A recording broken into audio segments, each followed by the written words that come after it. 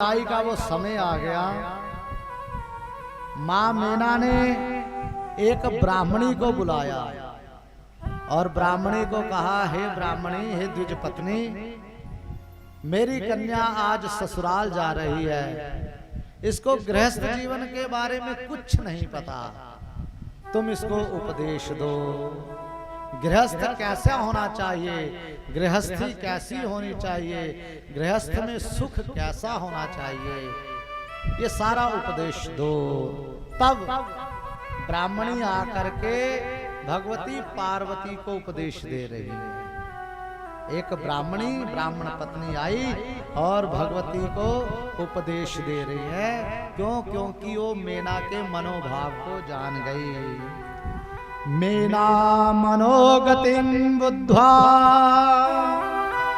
साध्विका द्विजकामिनी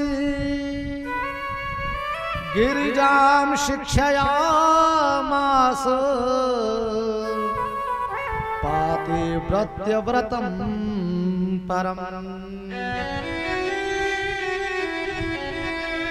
मां मीना की मनोगति को, मनोभाव को जान करके एक ब्राह्मण पत्नी आई और भगवती गिरिजा को, पार्वती को शिक्षयामास, शिक्षित किया। किसमें? गृहस्थ धर्म में। गृहस्थ धर्म की पातिव्रत्य व्रतम परम, जो पातिव्रत्य व्रत है, पतिव्रत। क्योंकि संसार में सबसे कठिन अगर कोई व्रत है तो पतिव्रत। पातिव्रत्य जो धर्म है सबसे कठिन धर्म है। इसलिए आज हम लोग भी शिक्षा देते हैं। पुराने जमाने में तो जरूर देते थे, इतना बड़ा शिक्षा का बना लेते थे और विवाह के मंडप में ही कुछ कन्याएं खड़ी हो जाती थी और शिक्षा देती थी। शेरे वाले आवे सुन, ऐसा कुछ है ना, ऐसी वो अद्भुत शिक्षा होती थी। शेरे वाले को संबोधित करते थे, अपनी कन्या को संबोधित करते थे। अद्भुत शिक्षा सबके बीच में उस कन्या को दी जाती थी जो आज प्रथम बार गृहस्थ आश्रम में प्रवेश कर रही है।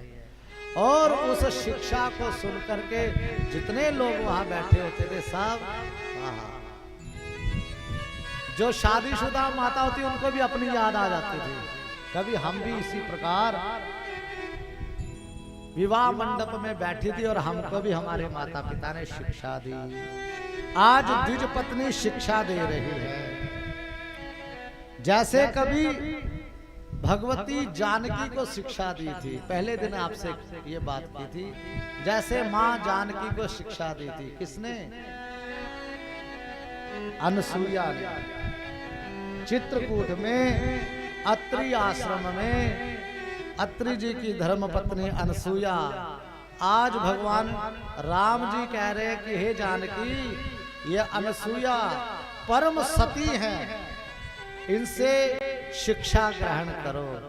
तब भगवती जानकी ने अनसुईया जी से शिक्षा ग्रहण की। जो शिक्षा वहां रामचरितमानस में अनसुईया मां जानकी को देती हैं, वही शिक्षा यहाँ द्विज पत्नी ब्राह्मण पत्नी भगवती पार्वती को दे रही हैं। क्या कहती हैं? धन्या पतिव्रता नारी नान्या पूज्या विशेषतः पावनी सर्वलोकानां सर्व पापोघनाशिनी। हे पार्वती, आज तक तुम कन्या थी, अब तक तुम कन्या थी, लेकिन जैसे ही तुम्हारे माता पिता ने संकल्प कर दिया, अब तुम कन्या नहीं रही, अब तुम स्त्री बन गई हो। स्त्री धर्म को अपनाओ। अब तुम गृहिणी बन गई, स्त्री बन गई हो और नारी बन गई हो। आज से तुम्हें पतिव्रत पातिव्रत्य धर्म को अपनाना है। और हे पार्वती, जो पतिव्रता नारी है वो इस संसार में अलौकिक है, अद्भुत है, धन्या है वो। धन्या पतिव्रता नारी नान्या पूज्या विशेषतः। पतिव्रता जो नारी है वो धन्य है, वो धन्य है। और पतिव्रत धर्म से जो हीन होती है वो कदापि सम्मान को प्राप्त नहीं करती। पतिव्रता नारी पवन पावनी है, सर्वलोकानां पावनी। वो अपने आप को तो पवित्र करती ही है, अपने कुल को तो पवित्र करती ही है, अपने पिता के कुल को और पति के कुल को पवित्र करती ही है, और पावनी सर्वलोकानां समस्त लोगों को पवित्र करती है पतिव्रता नारी। इसलिए हे पार्वती, तुम पतिव्रत धर्म को अपनाना। पतिव्रता च सावित्री लोपामुद्रा ह्यरुन्धती शाण्डिल्या शतरूपा अनुसूया लक्ष्मी स्वधा सती। ये वो द्विज पत्नी ब्राह्मणी पार्वती जी को पतिव्रता स्त्रियों का नाम स्मरण करा रही है। संसार में पतिव्रता जो होती हैं सारा संसार उनका नाम स्मरण करता है।